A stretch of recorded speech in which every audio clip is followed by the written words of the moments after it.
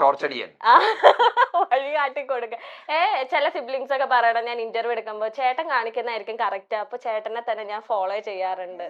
അവൻ കാണിക്കുന്ന കറക്റ്റ് അല്ല.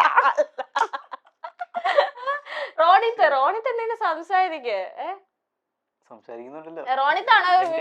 ചോദ്യം വരുന്നില്ലല്ലോ. ചോദ്യം വരാത്തോണ്ട് അത് ഞാൻ റോണിത്തിനോട്. റോണിത്തെ നീ കറക്റ്റ് ആയിട്ട് വഴി കാട്ടുന്നുണ്ടോ എന്നാണ് ചോദിച്ചത്. എന്റെ വഴികാട്ടലിന് എന്താ പ്രശ്നം? അവന് ഇതുവരെ വഴി കണ്ടിട്ടില്ല, അപ്പോഴാണ് അവൻ അനിയന്റെ വഴി കാണിക്കാൻ പോണെന്നല്ലേ.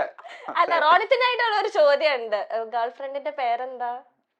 വാലന്റൈൻസ് ഡേ അല്ലേ തുറന്നു പറഞ്ഞത്? എന്റെ വാലന്റൈൻസ് ഡേ പെൺപിള്ളേരുടെ പേര് പറയും, ദൈവത്തോർത്ത ആണുങ്ങളുടെ പേര് പറയരുത്. അല്ല, വാലന്റൈൻസ് ഒന്നും കൂടെ കാണിച്ചേ. കാണിക്കേ വാലന്റൈൻസ് ഡേ. എന്റെ അമ്മ ഇത് എന്റെ പിഴ അവൻ ചിലപ്പോ വെറുതെ പറയണതായിരിക്കും ഞങ്ങള് ഇവിടെ ഇരിക്കുന്നോണ്ട്. പക്ഷെ എന്നെ ശരിക്കും ഭയങ്കരമായിട്ട് ഞെട്ടിച്ചൊരു സംഭവം ഉണ്ടായി കഴിഞ്ഞ വർഷം. കഴിഞ്ഞ വാലന്റൈൻസ് ഡേക്ക് പ്രോമി ഓർക്കാറില്ല അത് എല്ലാം. ഞാൻ പോട്ടെ,